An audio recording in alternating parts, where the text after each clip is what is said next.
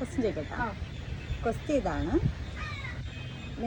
നിനക്ക് അങ്ങനെ മതിയാ, 4 വയസ്സുള്ളപ്പോൾ നിന്റെ ചേട്ടന് നിന്റെ ഇരട്ടി പ്രായമുണ്ട്.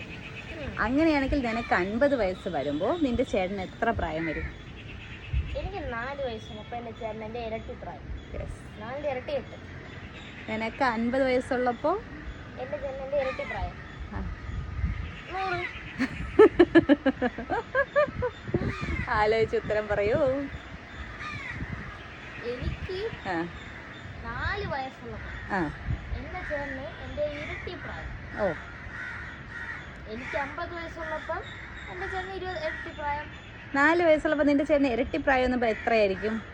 8. അപ്പം ഒന്ന് ആലോചിച്ചിട്ട് ആൻസർ പറ. 8 വയസ്സ്. അങ്ങനെയാണെങ്കിൽ നിനക്ക് 50 വയസ്സുള്ളപ്പോൾ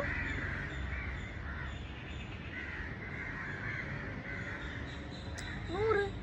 അതെങ്ങനെ ശരിയാവും? 4 വയസ്സുള്ളപ്പോൾ നിന്റെ ചേട്ടന് 8 വയസ്സല്ലേ ഉള്ളൂ. അങ്ങനെയാണെങ്കിൽ നിനക്ക് 50 വയസ്സ് വരുമ്പോൾ 58. 58 54 വയസ്സ്. ആൻസർ ഞാൻ പറയിപ്പിച്ചു. അപ്പം അതാണ് ആൻസർ, 54. അപ്പം ശരി, മറ്റൊരു വീഡിയോ ആയിട്ട് തരാം. ഇതിപ്പോൾ എൻ്റെ കഷ്ടപ്പാടാണ് കേട്ടോ. ക്വസ്റ്റ്യൻ ചോദിക്കുന്ന ആളെ എന്നെ ആൻസറും പറയേണ്ട അവസ്ഥ. എവിടെ പോയാ? ബൈ.